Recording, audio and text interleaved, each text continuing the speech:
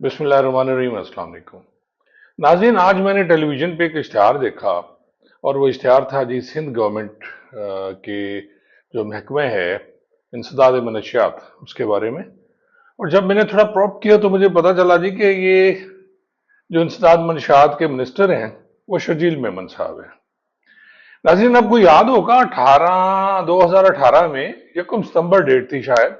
नाज़रीन, उस वक्त के चीफ जस्टिस साकिब निसार साहब थे और साकिब निसार साहब के बारे में बहुत सी चीज़ें जो हैं वो मुतनाज़ा हैं और उनके किए हुए फैसले मुतनाज़ा हैं और वो कहा जाता है कि वो तारीख के सबसे ज़्यादा मुतनाज़ा चीफ जस्टिस भी हैं। हालांकि बाद में जो चीफ जस्टिस साहबान आए हैं उनका नाम भी कुछ कम नहीं है, लेकिन ये सिलसिला वहां से शुरू हुआ।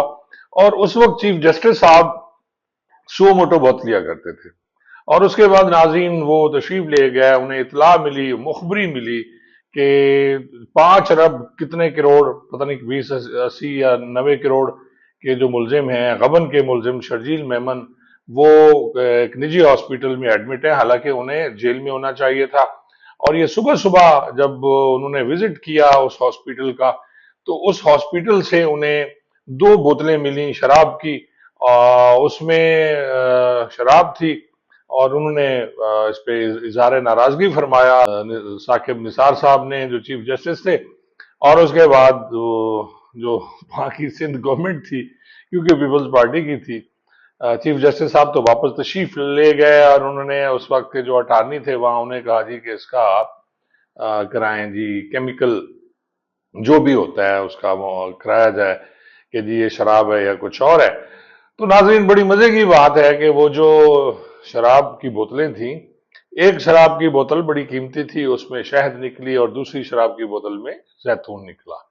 इस तरह ये वक्त ने साबित किया कि अदालतों के फैसले कुछ नहीं होते, सब कुछ ताकत होती है और ताकतवर जो होते हैं वो अपनी मर्जी के फैसले भी कराते हैं और अपनी मर्जी के जो हैं बोतलें जो शराब की हैं वो शहद में तब्दील भी हो जाती हैं।